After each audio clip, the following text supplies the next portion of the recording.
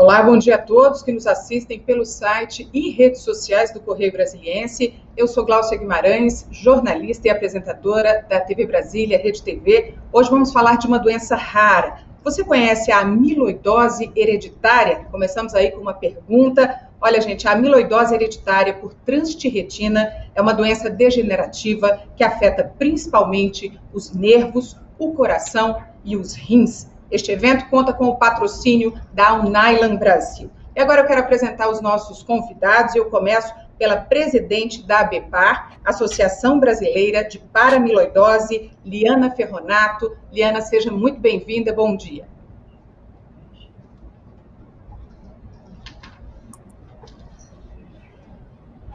Agradeço o convite e a oportunidade de falar um pouco mais sobre essa nossa diferença. Obrigada a todos.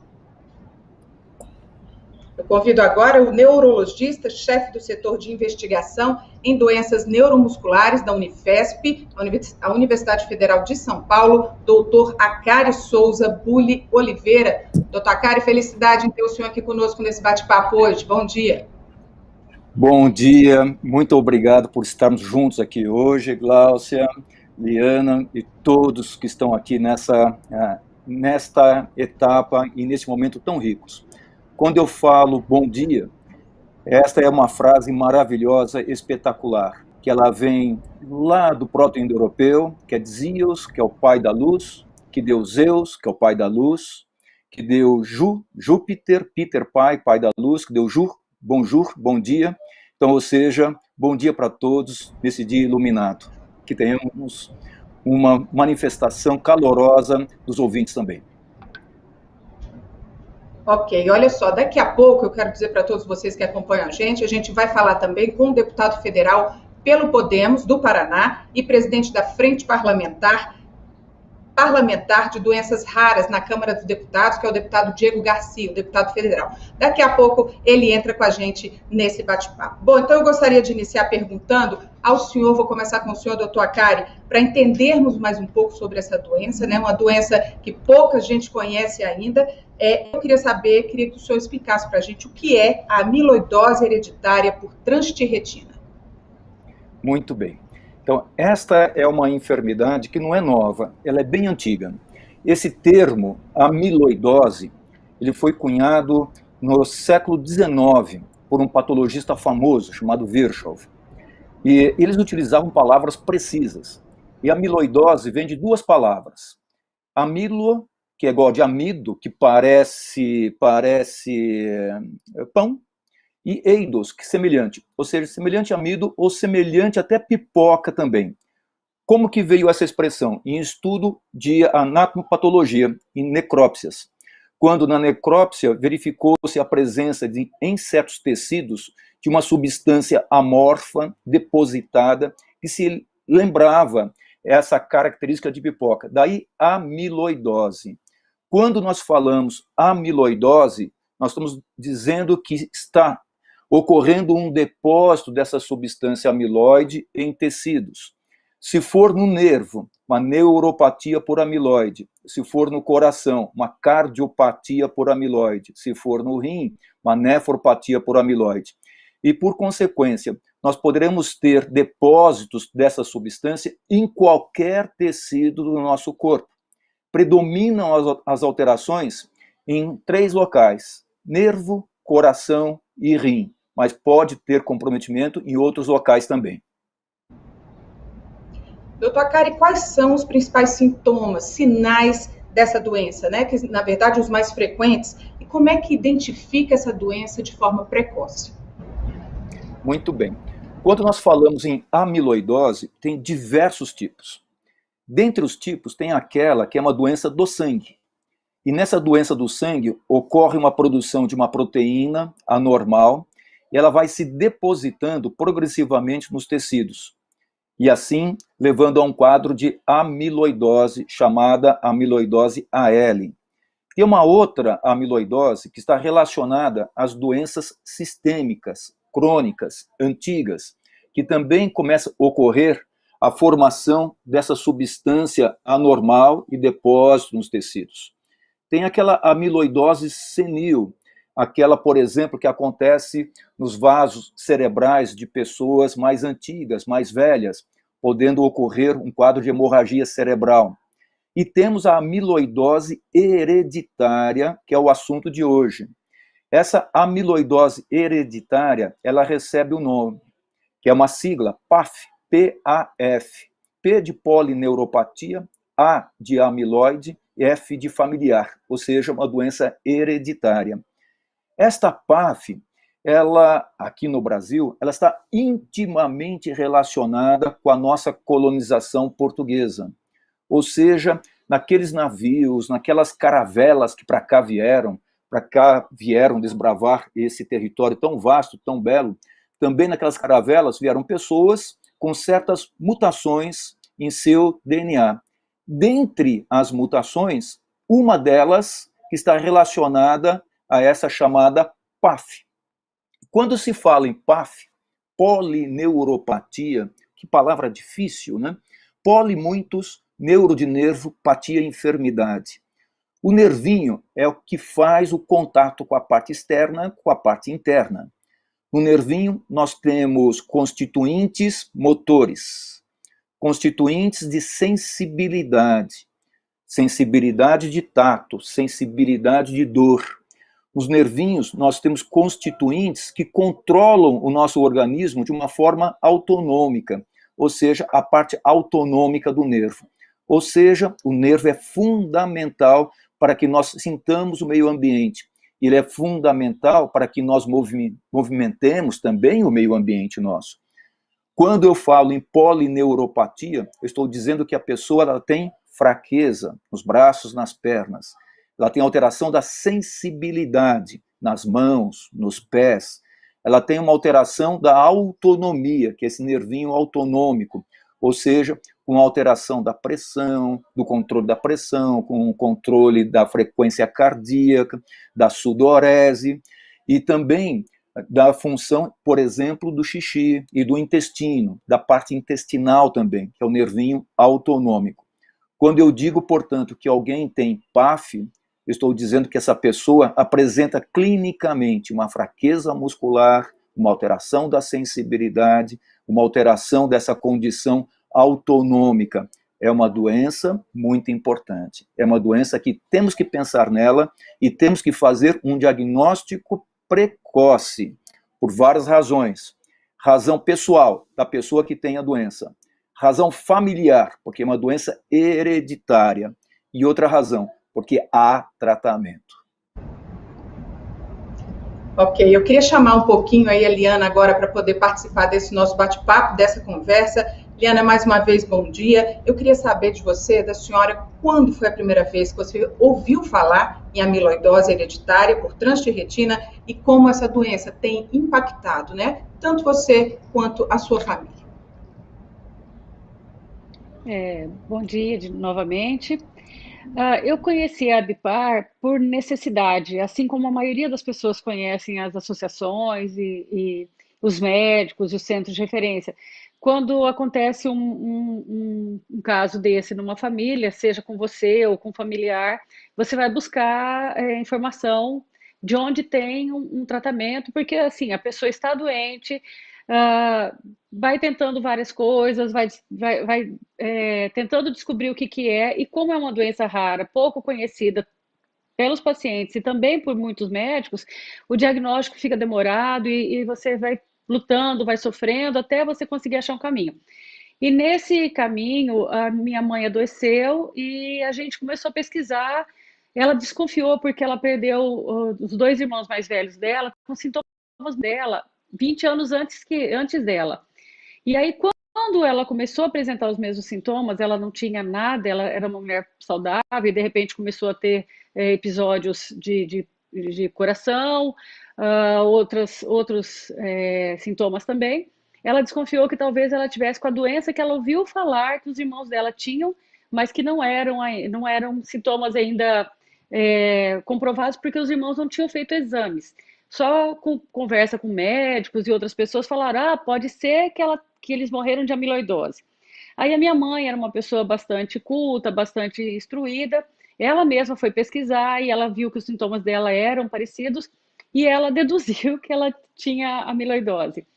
E aí a gente procurou uma médica na nossa cidade que fez um exame comum de coração que deu sugestivo para amiloidose. E essa médica nos disse que existia uma associação que a gente poderia procurar para tirar mais informações. E aí, por meio dessa pessoa que nos falou o nome da associação, a gente pesquisou e entramos em contato. Daí eu entrei como curiosa, acabei conhecendo bem o Fábio Almeida, que era o nosso presidente até esse ano, que me ajudou, nos deu todo o suporte, com todo o conhecimento que a associação já tinha adquirido, vem adquirindo ao longo de tantos anos de trabalho dele. E dessa forma eu entrei em contato com a Ambipar e hoje eu estou até trabalhando pela Ambipar, tentando retribuir um pouco do que a Ambipar fez pela minha família e por nós. E eu tenho vários familiares portadores, eu também sou portadora com fenótipo cardíaco, a amiloidose hereditária, mas com fenótipo cardíaco. A nossa mutação não é a mutação portuguesa, que é a mais comum no Brasil, é uma mutação alemã, mas a Ambipar trabalha com todas essas variações e dá um suporte para todas as pessoas que precisam, que sejam portadoras da amiloidose hereditária familiar por TTR, que seria, então, tanto a forma cardíaca como a forma neuropática. E é esse trabalho que a Ambipar faz hoje, e foi assim que eu conheci a Ambipar. Fazendo o trabalho que fizeram, eu precisei, e assim eu encontrei a Ambipar. Muito legal. Eu quero agora chamar o deputado, nós estamos agora com o deputado Diego Garcia, que é deputado federal pelo Podemos do Paraná. Ele acaba de entrar com a gente agora aí na conexão para também participar desse bate-papo. Ele é presidente da Frente Parlamentar de Doenças Raras, ali na Câmara dos Deputados. Seja muito bem-vindo, deputado, a essa conversa aqui sobre amiloidose hereditária por trânsito de retina.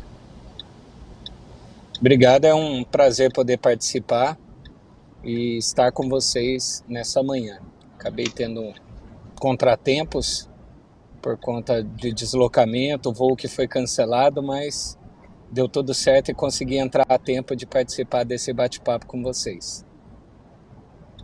Tranquilo, sempre dá. Eu quero aproveitar então agora a presença do deputado, só para a gente continuar, e eu queria saber do senhor o seguinte: desde 2015 essa frente parlamentar existe ali no Congresso Nacional, na Câmara dos Deputados, e eu queria saber, o senhor faz parte dessa frente parlamentar, e eu queria saber como é que essa frente parlamentar e o senhor tem trabalhado para melhorar a vida desses pacientes que têm amiloidose. Hoje existem duas frentes parlamentares no Congresso Nacional, a Frente Parlamentar Mista de Doenças Raras e a Frente Parlamentar de Doenças Raras da Câmara dos Deputados, da qual eu sou o presidente dessa frente parlamentar. Nós temos feito um trabalho vasto na discussão dessa pauta de doenças raras, com a promoção e a realização de vários eventos internamente dentro da Câmara.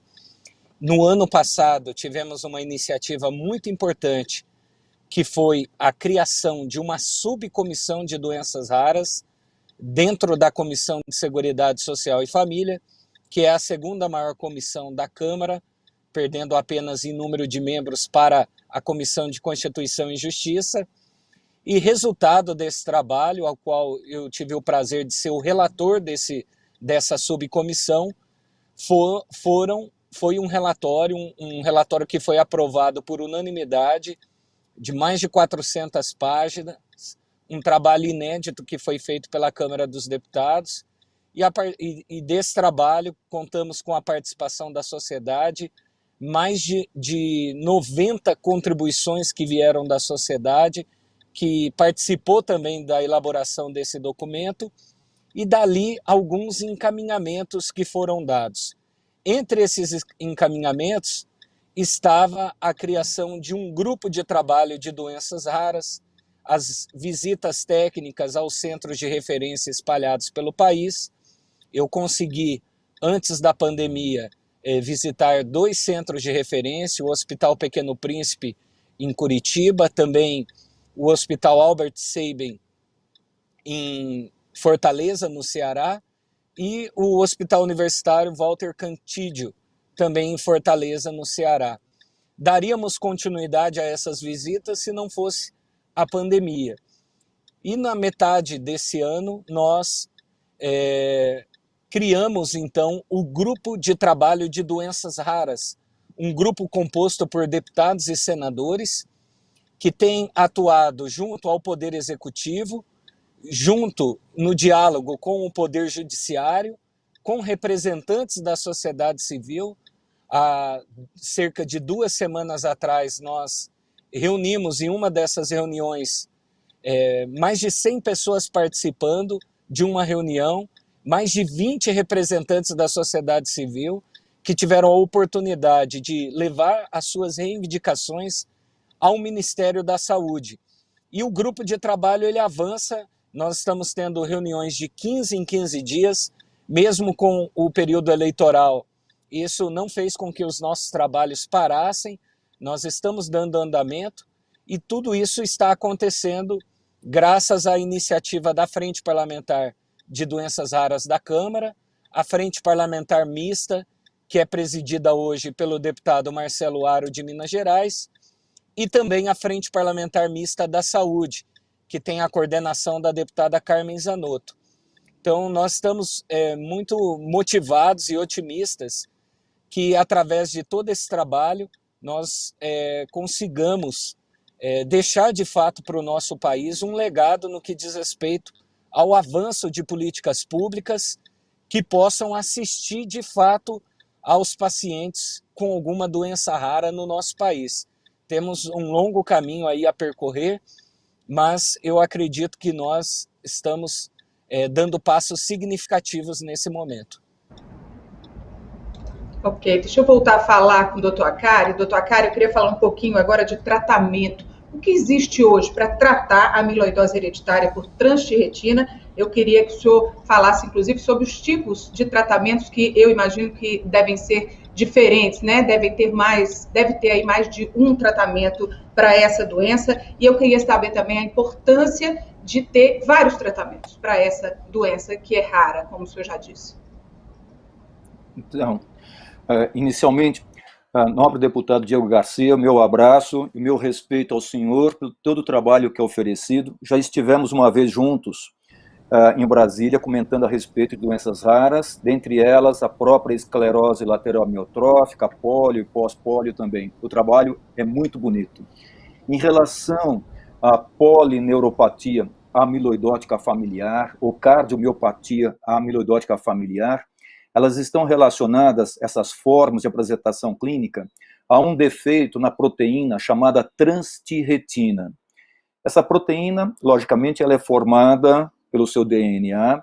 Quando nós temos uma modificação nesse DNA, há uma modificação na proteína. E essa proteína mal formada, com o tempo, ela começa a se depositar nos tecidos. Temos uma mutação na posição 30, que é aquela forma de alteração no nervo, a neuropatia. Tem uma outra, eu não sei qual que é a mutação da Liana, mas provavelmente a 122, ela leva uma alteração mais no coração. Ou seja, nós temos a mesma doença com manifestações distintas. Até há pouco tempo, qual que era a abordagem nossa? Primeiro, diagnóstico difícil. Passam-se anos para que a pessoa recebesse um diagnóstico adequado.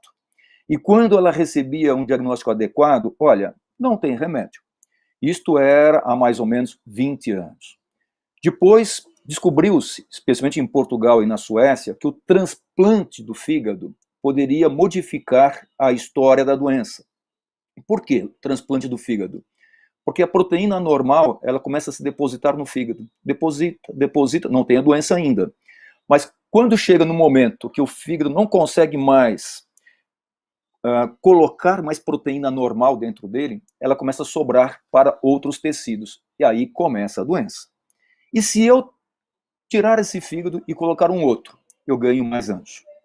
E é interessante que o paciente que ele pode ser tratado com transplante, ele recebe um fígado e ele, ao mesmo tempo, ele é doador de fígado. Porque o outro indivíduo, não tendo a mutação, esse fígado é bom. Então não tem e não leva problema para essa pessoa. E assim, o indivíduo que tenha essa doença, ele pode furar a fila de transplante, porque ele é receptor e doador. Mas ele ganha uma outra doença. Ele ganha a doença da imunossupressão, dos remédios que são utilizados para que aquele transplante não seja perdido, que não haja uma rejeição a ele.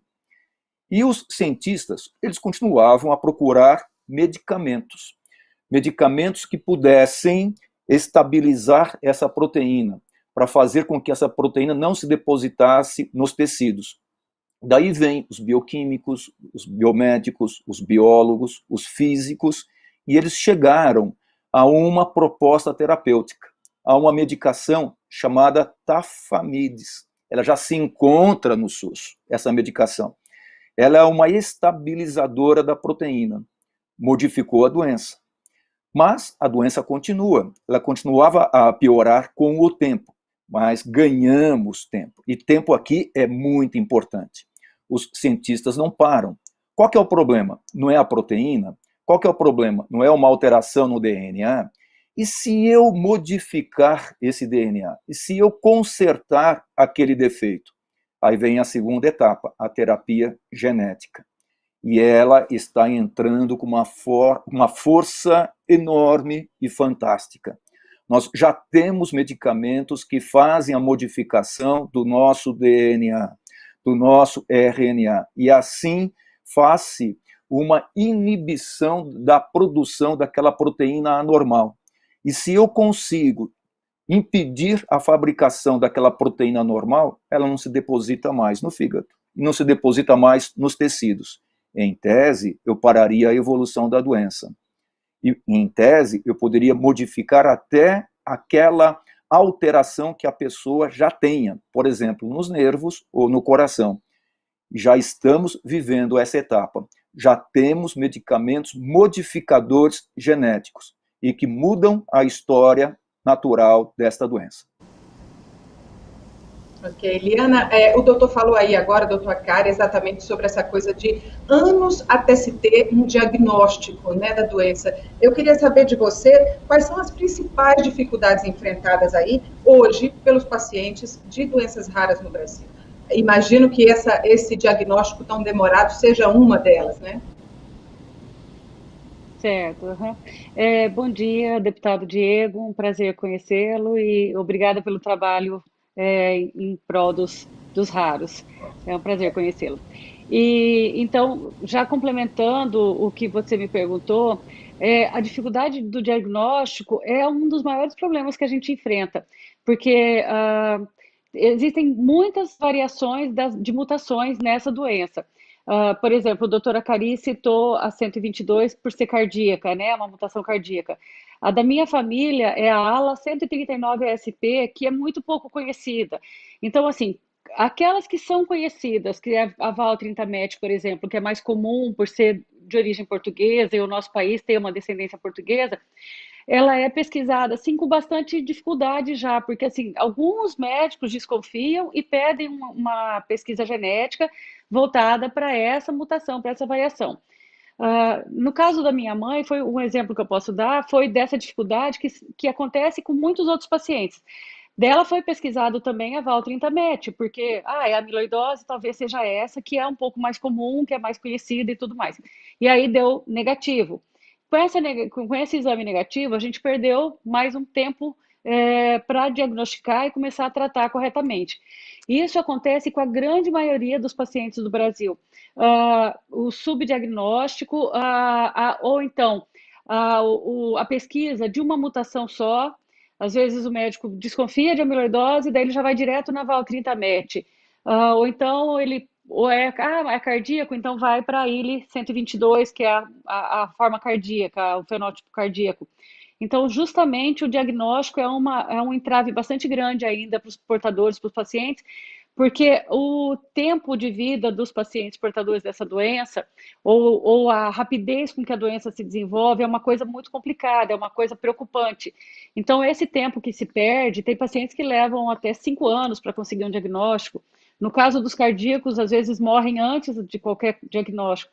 Então, é uma coisa que a gente precisa trabalhar muito, é um ponto muito crítico para nós, isso do diagnóstico precoce e o início do tratamento na fase inicial da doença, que é muito importante para todos os pacientes. Ok. Deputado, como é que o nosso parlamento, o parlamento brasileiro, pode ajudar nessa questão aí? Que trabalhos vocês estão fazendo para ajudar esse diagnóstico, né? E ajudar também a se ter mais centros especializados para poder ajudar tanto as pessoas quanto a família dessas pessoas que têm doenças raras? Sim, realmente é um caminho longo e muito difícil para os pacientes e suas famílias. Nós temos acompanhado aí o drama dessas famílias espalhadas pelo Brasil que nos procuram.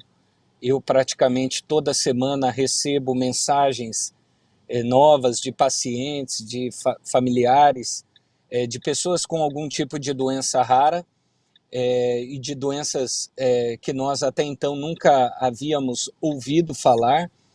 E esse drama com relação à questão do diagnóstico é muito comum entre as histórias dessas pessoas, esse longo caminho que eles percorrem até conseguirem fechar o diagnóstico e a partir daí iniciar um tratamento, né? Agora, o que nós temos visto no Brasil é que nós temos tido, nesse momento, alguns avanços significativos no que diz respeito às políticas voltadas para assistir esses pacientes com doenças raras. No final, se não me falha a memória, do ano passado, nós tivemos aí alguns novos centros de referência que foram habilitados, credenciados no nosso país. Ainda são poucos. Nós temos um número baixo também de especialistas que têm dado essa assistência, esse trabalho junto às famílias e aos pacientes. Alguns estados da federação, isso está no nosso relatório da Subcomissão de Doenças Raras, pelo menos 5 estados da federação não tem nenhum especialista para atender esses pacientes com algum tipo de doença rara. Outros 5 estados têm apenas um. Nós temos apenas pouco mais de 300 geneticistas espalhados pelo país. E a questão do diagnóstico, ele é fundamental para que essas famílias, essas vidas, elas possam ter um tratamento adequado e o mais rápido possível possam, através do tratamento, como consequência, ter uma melhor qualidade de vida. No Brasil, aumenta a taxa de mortalidade infantil no que diz respeito às crianças que estão nascendo com alguma má formação congênita, anomalia congênita, alguma doença rara. Enquanto as outras doenças tratáveis, essa taxa de mortalidade ela vem caindo. Nos Estados Unidos, hoje a maior taxa de mortalidade infantil já são das crianças que nascem com algum tipo de doença rara. E os números, eles indicam e mostram que no Brasil as coisas estão caminhando na mesma direção. E isso é um retrato que mostra que nós temos que mudar urgentemente o foco das políticas públicas para que, de fato, nós estejamos preparados para assistir essas crianças, atender o mais rápido possível essas famílias, orientar para que possam, o mais rápido possível, fechar o diagnóstico e, assim, a partir disso, iniciar o tratamento. O governo federal tem feito a sua parte nesse momento. Eu acho que é um momento único que nós estamos vivendo no país, em que essa pauta de doenças raras, ela ganha cada vez mais força junto ao governo federal. Fruto também do trabalho aí das frentes parlamentares, mas nós estamos tendo um amplo diálogo e a possibilidade de um amplo debate e avanços junto ao governo federal.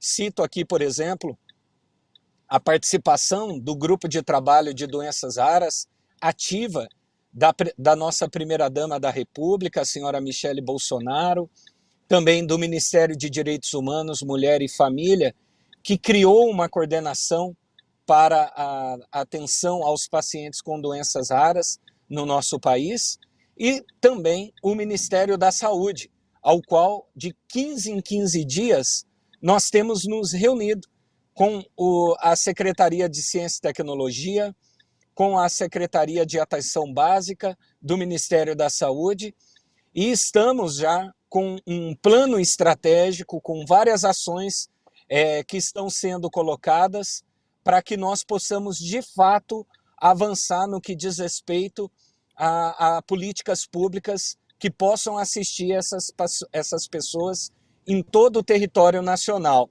Estamos também, nesse momento, estudando a possibilidade da revisão da portaria 199, que é a portaria que direciona aí o tratamento, os caminhos para as políticas públicas voltadas aos pacientes com doenças raras. Nós tivemos avanços significativos nos últimos anos no que diz respeito à ciência, e a portaria, ela, quando foi criada, hoje se encontra desatualizada com esses avanços. Então ela precisa acompanhar essas mudanças que ocorreram com o passar dos anos, e nós estamos agora dedicados também no estudo, na análise, para a possível revisão da portaria 199 pelo Ministério da Saúde. Então é um vasto trabalho que está sendo feito, junto com o governo federal. Estamos ouvindo também os representantes do Poder Judiciário, já tivemos algumas reuniões com alguns juízes federais do nosso país, que têm se dedicado sobre essa pauta, e está sendo um momento único que nós estamos vivendo, conseguindo unir aí Poder Judiciário, Poder Executivo, Poder Legislativo e, obviamente, contando muito com a sociedade civil organizada, que tem participado ativamente, encaminhado principalmente ao meu gabinete sugestões, ideias, solicitações, pedidos. É um momento difícil que nós vivemos com a pandemia, um momento crítico, e inclusive que muitas ações nossas no parlamento estão ainda paradas e paralisadas. Mas mesmo assim, com todas essas dificuldades, nós temos nesse momento conseguido dar voz a esses pacientes com doenças raras e, ao mesmo tempo, dar agilidade, propor ações que possam, de fato, num futuro próximo, eu espero, a gente consiga, através de todo esse trabalho, deixar um legado para as próximas gerações e também para essa geração que tanto anseia por melhorias, por avanços no que diz respeito às políticas públicas que possam assistir esses pacientes em todo o território nacional. É um desafio muito grande, um país com dimensões continentais como é o nosso, mas eu acredito que nós temos tudo para ter êxito desse trabalho que está em andamento através das frentes parlamentares de doenças raras no Congresso Nacional. Deixa eu chamar aqui o doutor Akari de novo. Doutor Akari, o deputado acabou de dizer aí que durante os últimos anos aí existiu sim uma evolução, né, na última década em relação a tratamento de doenças raras. Eu queria que o senhor me pontuasse quais foram aí os principais avanços, né, os maiores avanços que aconteceram agora nos últimos anos. Quando nós falamos em doenças raras, nós estamos dizendo o seguinte: num universo de 100 mil pessoas, menos de 65 apresentam aquela doença. Agora, eu trabalho com doenças raras. Na verdade, eu trabalho com doenças muito, mas muito raras, que são as doenças neuromusculares. Dentre elas, aquelas que comprometem o corno anterior da medula, que faz o movimento, aquelas que comprometem um nervo, por exemplo, a PAF, aquelas que comprometem o músculo esquelético, que são as distrofias musculares. Essas doenças são muito raras, 1 a 2 casos por 100 mil pessoas. Então, o que nós vemos? Dificuldade diagnóstica, é um detalhe. Segundo, quando o diagnóstico é feito, o que eu faço com aquele paciente? Eu necessito de uma rede multidisciplinar.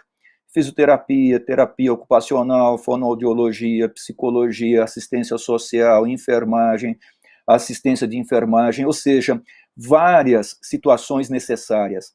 Aí entrando dentista, educador físico, o, o engenheiro para trazer alguma tecnologia assistiva para esses indivíduos. E quando eu tenho uma doença muito rara e muito grave, exemplo, a esclerose lateral amiotrófica, que compromete a movimentação de uma forma geral, a PAF, que compromete a motricidade, a sensibilidade, a parte autonômica. Se eu conseguir tratar essas duas doenças, eu estou tratando qualquer doença rara. Isso que o deputado está falando é a pura verdade. Mas para que eu trate, eu preciso de um local para eu fazer diagnóstico o mais precoce possível, para que eu faça uma orientação genética a mais precoce possível, e que eu possa oferecer um tratamento multidisciplinar, digno e com honra para esta pessoa. O que não está acontecendo? Já está acontecendo, já, mas de uma forma muito lenta, que é a incorporação dos centros de referência. Nós somos um país de 8.511.000 quilômetros quadrados, 212 milhões de habitantes e poucos centros de referência. Somos 10. O que está acontecendo que nós não incorporamos mais? Então, alguma coisa está acontecendo. E uma delas é a própria portaria 199, porque o recurso econômico para o centro de referência não paga a conta. Uma das situações é esta. E um outro problema que eu vejo aqui é a dificuldade diagnóstica. Hoje, o diagnóstico se baseia em análise genética. E nós não temos no país nenhum local que faça, por exemplo, um exame de sequenciamento do exoma sob uma forma gratuita, ou seja, pública. Então, como sugestão, nós estamos conversando aqui, nós precisamos incorporar no país, pelo SUS, uma forma de assistência genética com exame genético, porque encurta o tempo para o diagnóstico. E assim nós evitamos que a doença se manifeste em outros familiares. Não é raro que quando nós diagnosticamos um indivíduo, na procura, nós encontraremos mais outras pessoas. E essas pessoas, elas têm que ser informadas, elas têm que ser orientadas e aconselhadas. Então, para mim, o que falta ainda são mais centros de referência adequados, embora estejamos andando. O senhor meio que já respondeu um pouco a pergunta que eu vou fazer ao senhor agora. Queria saber como é que o senhor enxerga a necessidade de ter mais tratamentos, né, disponíveis para a amiloidose hereditária e como é que o senhor acha que isso deve acontecer? O senhor falou aí agora, inclusive, dos centros, né, de tratamento, mas detalhe um pouco melhor isso para mim, doutor Akari. Eu escutei uma frase da nobre senadora Mara Gabrilli que impactou-me demais. Perguntaram-lhe a respeito se ela iria lutar para a aposentadoria das pessoas com necessidades especiais. E ela falou, não, o que eu vou lutar é para incluir essa pessoa no mercado de trabalho, porque esta é uma luta importante. Quando nós falamos, portanto, em doenças raras, pessoas com limitações, a nossa preocupação não é simplesmente tratar a doença, mas sim tratar a pessoa, e tratar de uma forma que ela possa ser útil para a sociedade. Daí vem o conceito de saúde. Saúde, um bem-estar físico, bem-estar mental, espiritual, social e com justiça. Mas é para que ela possa contribuir também para a sociedade. Portanto, em relação ao centro de referência, nós não temos que pensar em tratar a doença. Nós temos que pensar em tratar o indivíduo, a família do indivíduo. Esta é a menor conta para a sociedade. E assim deveriam ser todos os centros de referência. O conceito principal é a pessoa para a sociedade. É como vamos pagar a conta em relação à sociedade. E assim nós estamos procurando fazer com que a pessoa ela não aumente a sua doença, e sim que ela procure, que ela ache onde que se encontra o seu talento, que se encontra a sua disponibilidade para ser útil para a sociedade. O remédio, ele é um catalisador dessas ações. O remédio, ele é um ajudante, mas ele não é o fim. Todas as medicações, elas são para este fim. Ou seja, para que a pessoa, ela seja membro da sociedade. Ok, Liana, eu queria aproveitar então esse gancho aí do doutor Akari e queria saber de você qual é a importância, né, da sociedade civil, da participação da sociedade civil. O deputado também falou que tem recebido muitas pessoas, né, dessa comunidade que tem amiloidose hereditária. Eu queria saber de você qual é a importância da sociedade civil para melhorar esses tratamentos, né, melhorar esse diagnóstico, como é que a ABAP está trabalhando nisso. A sociedade civil organizada, né, em forma de associações, principalmente, grupos, que seja de uma pessoa, mas que tenha esse ponto bem esclarecido, que procure o poder público para trabalhar junto com ele, fazer uma parceria, acaba sendo a voz dessas pessoas, desses doentes, desses raros. E esse trabalho, ele vem desde a criação da Carta Magna, não é um trabalho de agora, recente, desse trabalho. Inclusive, essa parceria entre a sociedade civil, na forma de associações, de pessoas interessadas, de pessoas que apoiam essas situações, junto com o poder público, criou essa portaria que o deputado citou, que é a 199, e como ele mesmo disse, ela é de 2014, ela precisa de atualização e a sociedade civil, trabalhando junto com pessoas como o deputado Diego, com essas frentes parlamentares que apoiam esse trabalho e tudo mais, é que determina realmente o nosso futuro, essa atenção às pessoas portadoras de deficiências, de doenças raras, de qualquer forma de necessidade. E enquanto o povo tem voz, é dessa forma que a gente consegue trabalhar. A sociedade civil organizada dá voz ao povo junto ao poder público. É muito importante essa parceria. E realmente essa portaria precisa ser atualizada. Foi um grande avanço, foi um passo importante a criação dela, porque foi a primeira que implementou essa atenção às pessoas portadoras de doenças raras, abriu portas, criou condições para que a gente pudesse chegar até onde a gente já chegou hoje. Um exemplo foi essa abertura da Conitec, por exemplo, para ouvir o paciente testemunho, a primeira vez na história da Conitec que a gente teve essa oportunidade de ir lá apresentar nosso lado, a nossa versão, as nossas necessidades, a nossa voz, porque antes era entre eles e médicos, laboratórios, que iam dizer o que nós, pacientes, nós, portadores, precisávamos. Estava certo, tá ok, tá tudo bem, é assim mesmo que funciona, precisa.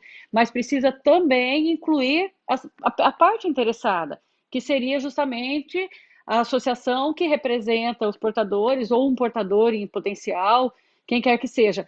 Mas é dessa forma que existe essa troca de informações verdadeira, ela fica transparente, ela fica clara, porque tanto a gente, como do lado de cá, como portador, como associação, como paciente, entende o funcionamento e a gente consegue compreender algumas dificuldades, algumas dificuldades de avanço, de incorporação e tudo mais, mas ao mesmo tempo a gente tem uma chance de explicar por que isso é importante, por que nós precisamos disso.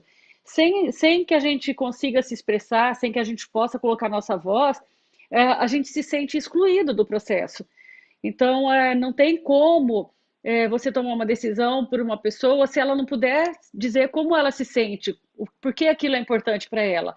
E essa abertura é muito importante para todas as pessoas, inclusive para quem nos ouve, porque eu acho que isso ajuda eles a entenderem todo o processo e talvez esclareça a necessidade daquela situação colocada, ou da incorporação de um medicamento, ou da criação de um centro de referência, ou uma coisa muito importante que o doutor Akari colocou, e também o deputado, da criação de centros de referência, por que precisa dessa criação, o que vai acontecer se não tiver esses centros, o impacto social é muito maior se não tiver um acompanhamento, um tratamento para esses pacientes, porque realmente eles vão ficar excluídos do trabalho, eles vão ficar excluídos de produção, acabam que são pessoas que acabam custando mais para o governo por não poderem produzir, por não terem uma assistência médica que permita que elas continuem trabalhando, produzindo de alguma forma, enquanto a saúde dela permite,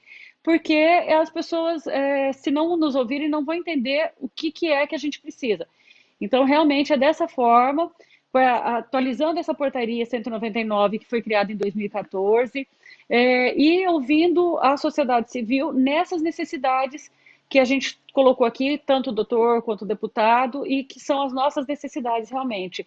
Criação de centros de referência, incorporação de medicamentos, uma criação de uma forma de fazer o diagnóstico mais precocemente, de criar centros que possam também fazer esses exames para a gente. Então, é quando a gente fala que a gente precisa.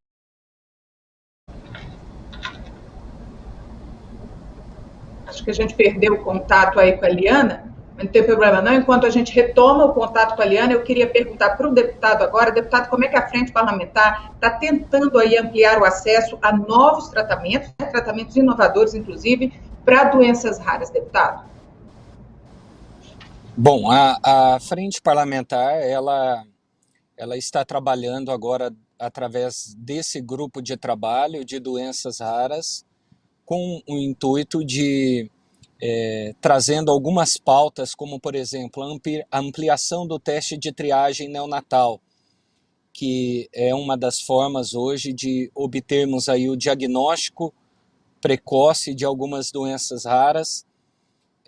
Hoje, no programa de triagem neonatal no nosso país, nós temos 6 doenças que são testadas, mas descobrimos, infelizmente, através de um requerimento, através de um ofício, fruto do trabalho da subcomissão de doenças raras do ano passado, que grande parte dos estados não estão realizando o teste de triagem neonatal sobre as nossas crianças.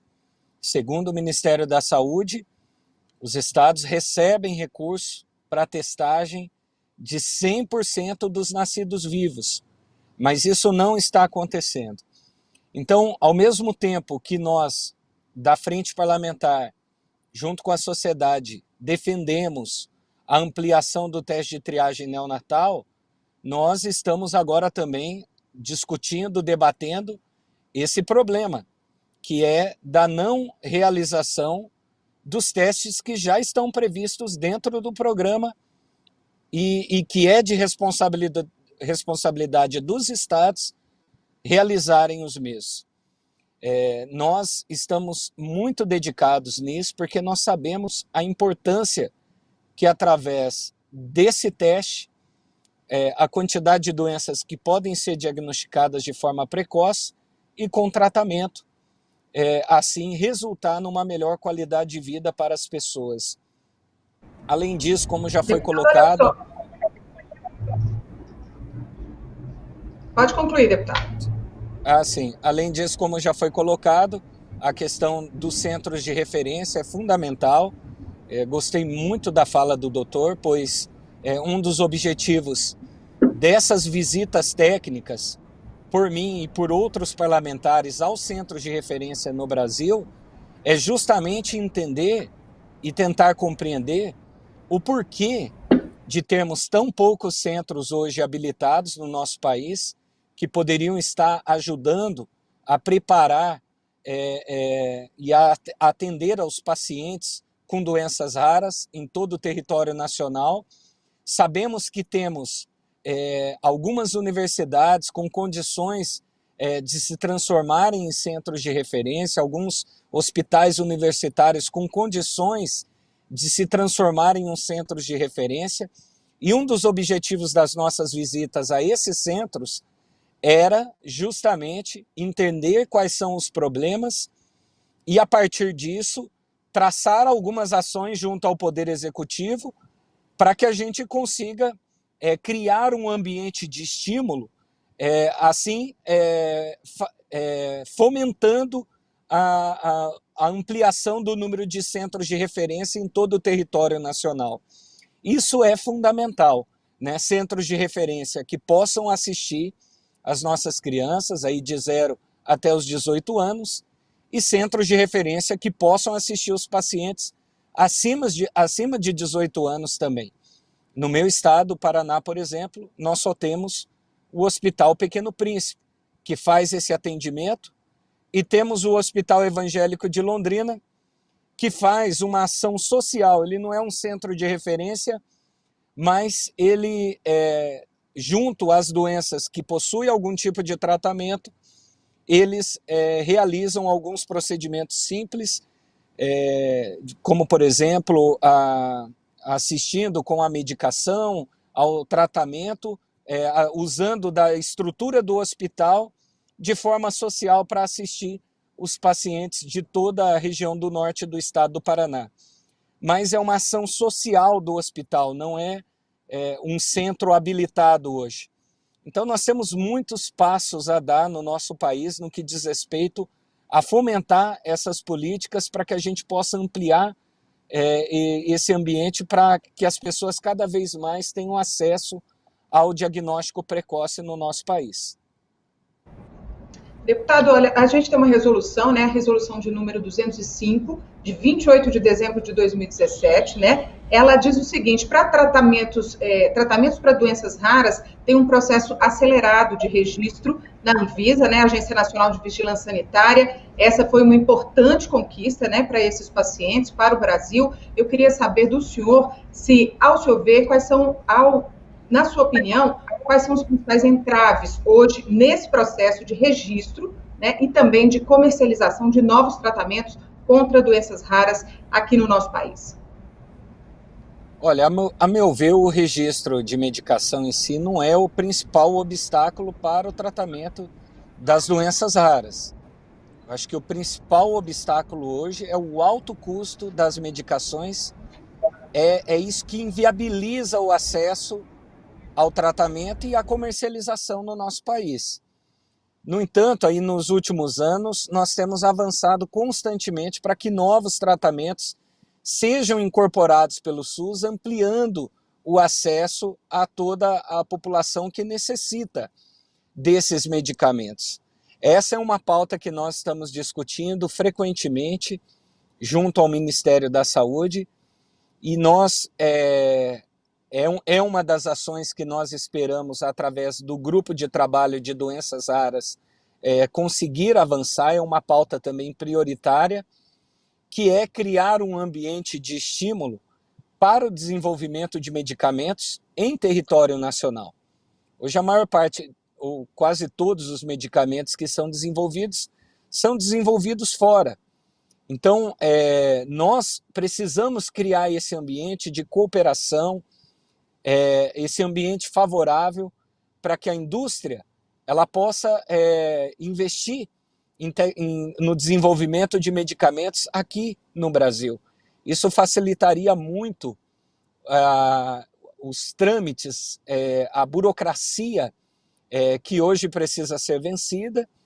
Como você bem disse na pergunta, tivemos algumas mudanças significativas nos últimos anos, dando uma maior agilidade a esse processo de registro, mas o alto custo, a meu ver, é o principal desafio e a maior dificuldade de fazer com que esses medicamentos hoje sejam incorporados via SUS e assim possam assistir os pacientes em todo o território nacional. Um país como o nosso, com dimensões continentais, com inúmeras doenças raras, que o tempo todo surgem doenças novas, é muito difícil você assegurar e garantir às pessoas de que nós vamos conseguir ter medicamentos acessíveis para toda a população brasileira. Mas nós precisamos dar passos no que diz respeito a facilitar esse acesso, a criar esse ambiente de estímulo para que esses medicamentos comecem a ser desenvolvidos aqui também.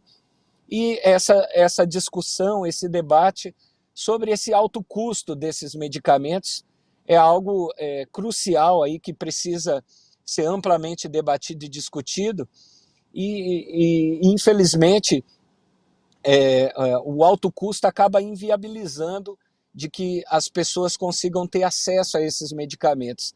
Há um longo caminho a percorrer e a gente espera conseguir avançar nessa pauta também, buscando melhorar as ações que possam criar um ambiente favorável e assim possa assistir a todas as pessoas que necessitam desses medicamentos. Deixa eu voltar a falar aqui com o doutor Akari que vai deixar a gente às 11h15 por causa de um outro compromisso, né, doutor Akari? Mas nós vamos conversar, a gente ainda tem aí uns 15 minutinhos, Nós recebemos aqui agora algumas perguntas do público de casa. Eu queria saber do senhor o seguinte: pacientes sem histórico familiar podem desenvolver a doença, doutor Akari? Sim. A primeira coisa é o cuidado. Né? O cuidado em relação à afirmação, sem histórico familiar. Aparente, eu digo. Porque, eventualmente, nós encontramos traços da doença. Comentado foi, a doença ela pode se manifestar com alteração no nervo, no coração, no rim, no olho, gastrointestinal. Então alguém fala, não tem ninguém igual na família, mas alguém teve necessidade de fazer um transplante do rim?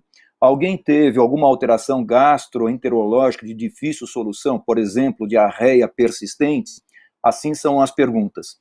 E a mutação, ela pode ser uma mutação de novo. O que é de novo? Uma mutação que aconteceu naquele indivíduo. Quando se fala em PAF, a herança é autossômica dominante. O que é o dominante? Naquela história do feijãozinho de Mendel. Azinho, azinho e azão, azinho. Ou seja, na dominante, quando tem o azão, carrega o gene alterado. E assim a doença se manifesta de uma forma muito frequente na família. Exemplo é a história que a Liana traz. Com certeza tem aquele gene azão que vem dos familiares, da mamãe, dos tios, e se formos ver, também dos seus avós, que se tem. Quando há um traço familiar, a preocupação não é só com o paciente, de novo, é com a família. Falando-se em PAF, qual que é a manifestação clínica principal? Na descrição originária portuguesa, lá de Póvoa do Varzim, lá em Portugal, era dor nos pés. Tanto que ela era conhecida como mal dos pezinhos. A pessoa parecia que estava andando sobre espinhos, ou sobre agulhas, ou sobre formigas. Ou seja, quando alguém tem uma alteração desta, de dor nos pés, dentre as doenças que temos que procurar, PAF. Ok, doutor. E com quantos anos, mais ou menos, a maioria desses pacientes desenvolve essa doença? A doença dá sinais. Tem uma idade mais frequente ou não? Na PAF, a manifestação clínica, ela começa a acontecer ao redor dos seus 30, 35 anos aqui no Brasil. É uma mesma doença que é descrita em outros países. Na Suécia ela é mais tardia, no Japão ela é mais tardia, e em Portugal ela é exatamente igual à nossa, ou seja, começa a se manifestar ao redor dos seus 30, 35 anos. É importante dizer que é uma doença evolutiva, irreversível, incurável, limitante. Dos primeiros sintomas à morte, mais ou menos 15 anos de história de doença. Agora, se diagnosticada precocemente, tratada precocemente, orientada de uma forma adequada, melhora muito o prognóstico. Ok, doutor Akari, eu queria que o senhor fizesse aí, usasse o seu tempo para fazer umas considerações finais, já que o senhor daqui a pouquinho vai deixar o nosso bate-papo aqui por causa de um outro compromisso. O senhor pode usar o tempo para fazer suas considerações finais. Muito bem. Falando-se a respeito de doença rara, a sociedade ela tem que se unir, ela tem que se reunir. Assim, o meu agradecimento especial à ABPAR, Associação Brasileira de Paramiloidose, ao Fábio Almeida, que ele organizou uma associação de uma forma brilhante, de uma forma saudável, onde que o que importa é a saúde e não a alimentação à doença. Eu concordo plenamente com o nobre deputado. As medicações que elas estão chegando para nós, o custo é muito alto. Quando eu falo muito alto, é muito alto mesmo. Foi feita uma pergunta que eu não respondi. Quais são as doenças que já estão sendo impactadas com as medicações novas? Já são várias. Atrofia muscular espinhal. Temos 3 medicações.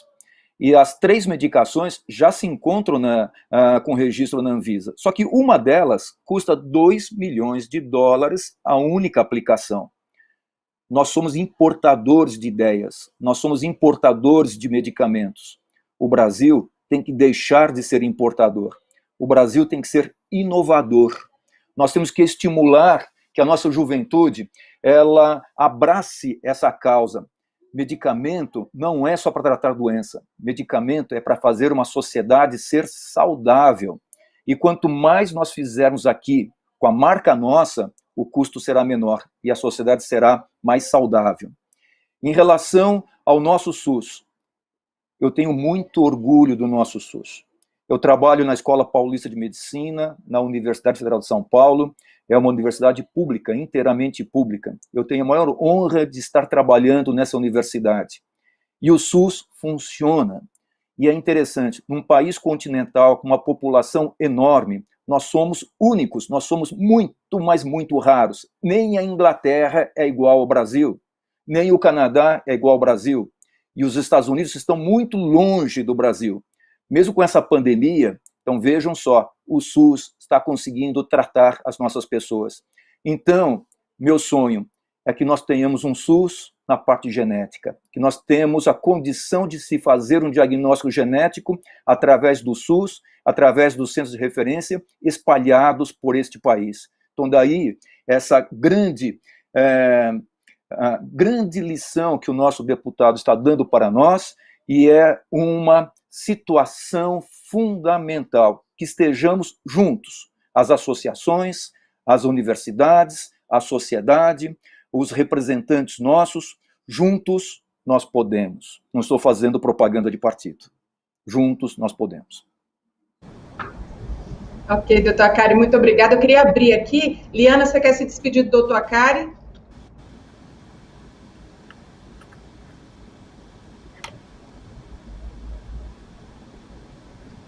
Eu quero, sim, me despedir do doutor Akari. Certo, eu já voltei. Eu quero agradecer, primeiramente, dizer que foi um prazer e dizer que eu como agora nova conhecedora dele, confirmo o que a gente da associação já tem de opinião formada a respeito da capacidade dele, do acolhimento dele como doutor, como médico, e dizer que de pessoas como ele é que nós precisamos no Brasil, de pessoas que se importam, de pessoas que lutam pelas causas e que tratam cada um como único e como ser especial, cada um independente da idade que ela possui, da enfermidade que ela possui. Pessoas como o doutor Akari acrescentam muito na nossa cidade, é um exemplo para todos. Obrigada, foi um prazer e conte conosco, doutor Akari. Deputado, o senhor quer dar uma palavrinha para o doutor Akari também, se despedir, ele precisa sair, tem um outro compromisso?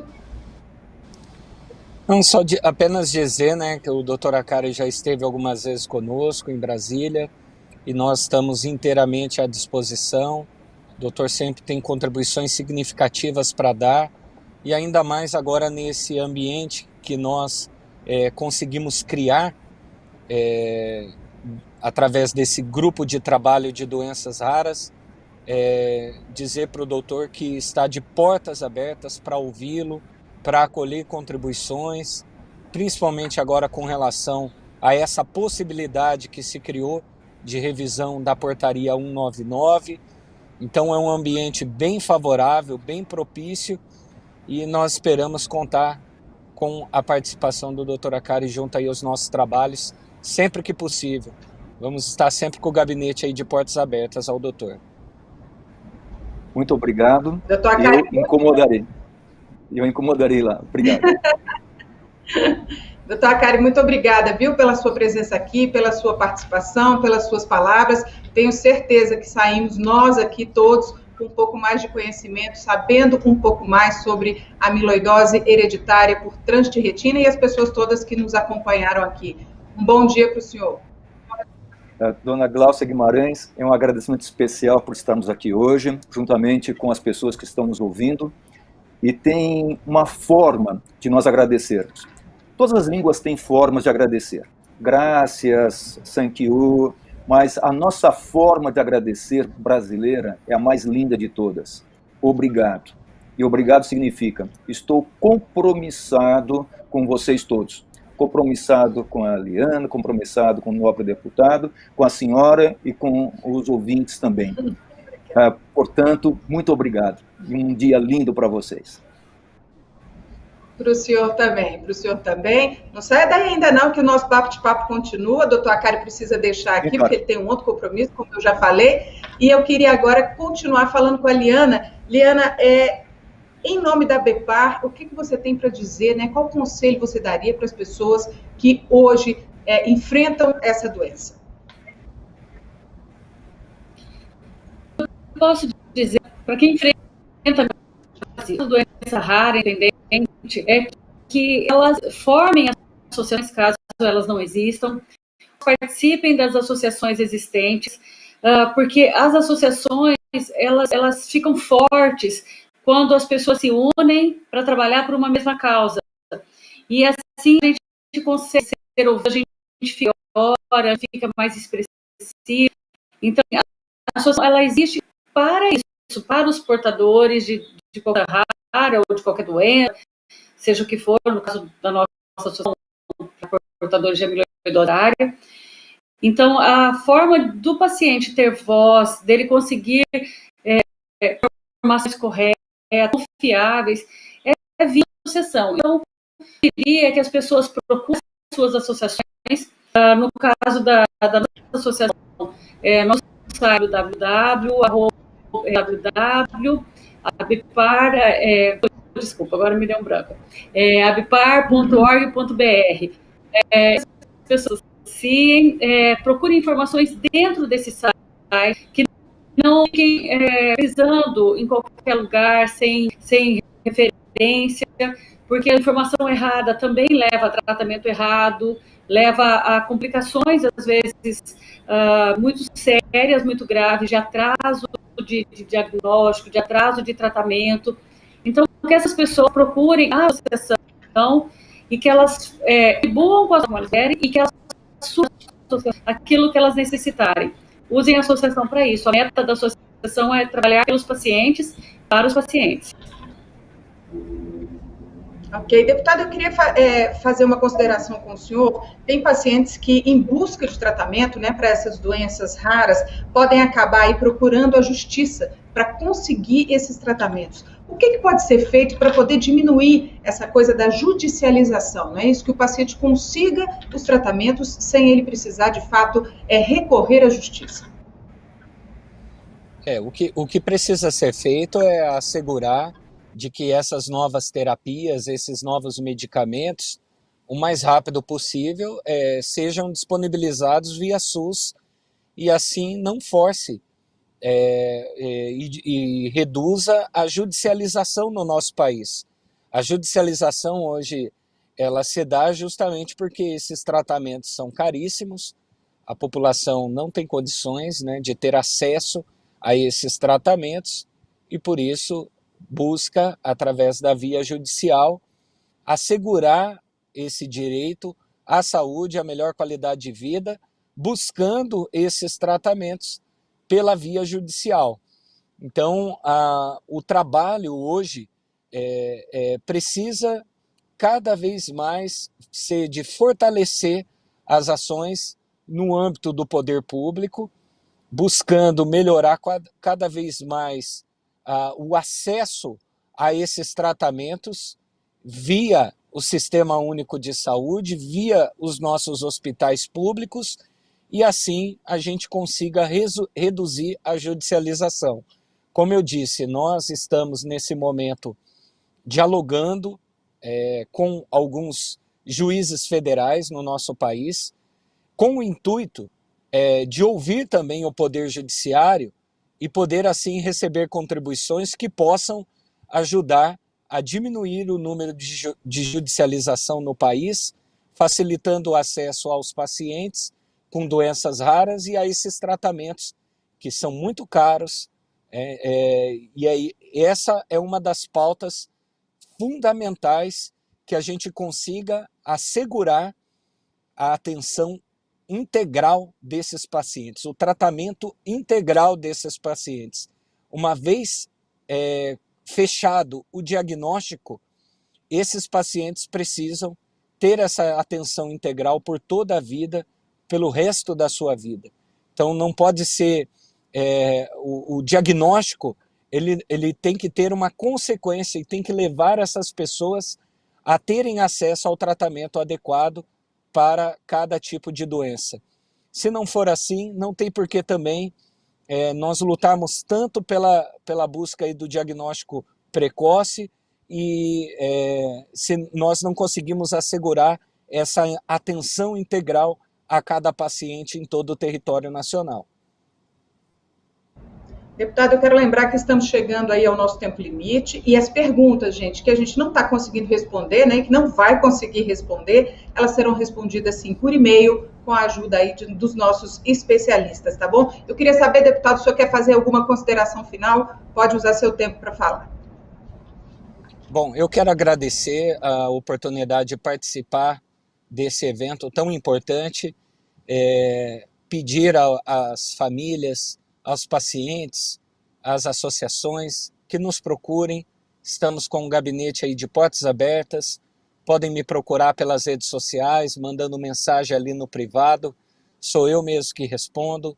Então, a participação de vocês junto ao nosso trabalho é fundamental, é crucial e decisiva. São vocês que no dia a dia convivem com as realidades, os desafios, as dificuldades, os problemas, e sem a voz de vocês ativa, participando do nosso trabalho, o nosso trabalho ele sempre vai deixar sempre vai produzir algum erro, alguma falha. E nós queremos cometer, se possível, o mínimo de erros e falhas nesse processo. Por isso, a participação da sociedade é muito importante, estamos abertos, queremos ouvir, queremos contar com as contribuições de vocês, estamos vivendo um momento único, novo, e eu estou muito empenhado e espero que, como resultado de todo esse trabalho, a gente consiga, de fato, deixar para as próximas gerações aí um legado de tudo isso. Nós não podemos mudar o que foi escrito de forma errada, as coisas as quais talvez o poder público se omitiu ou se esquivou de debater e discutir. Mas nós podemos mudar o futuro, nós podemos mudar o caminho das coisas. Nós podemos, de fato, nesse momento, lutar para que as próximas gerações, através de todo esse trabalho, possam ter um acesso mais adequado a esses tratamentos, a esses medicamentos e ao diagnóstico precoce o mais rápido possível.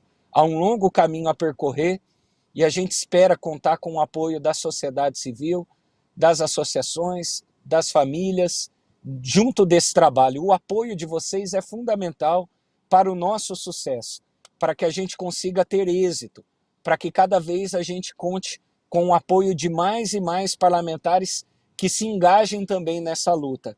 É muito importante a participação de todos e eu me coloco à disposição sempre que for possível para participar de outros momentos como esse também. Ok, Liana, eu queria que você fizesse agora as suas considerações finais. Tá. Eu, primeiramente, já agradeço a colocação do deputado Diego, porque de nada importa todo essa nossa união enquanto associação, enquanto pacientes, organismos, tudo mais, não tivermos um caminho até onde a gente precisa chegar, são as autoridades, as secretarias, os ministros e tudo mais que trabalham. Então, obrigada pela disponibilidade, pelo esforço, pelo empenho do deputado Diego. Agradeço a Bipar. Eu gostaria também do site correto, que é o www.abipar.org.br. A Bipar é ABPAR, Associação Brasileira de Paramiloidose. Convida pessoas, portadores, familiares, pessoas que possam ajudar de alguma forma, ou que queiram se informar, e procurem nossas redes sociais, no Instagram, no Twitter, no Facebook. Nós estamos tentando colocar informações antes pertinentes, atualizadas. O meu áudio está picotando, Liana, desculpa te interromper. Desculpa te interromper, porque o áudio está cortando muito, as pessoas não estão entendendo.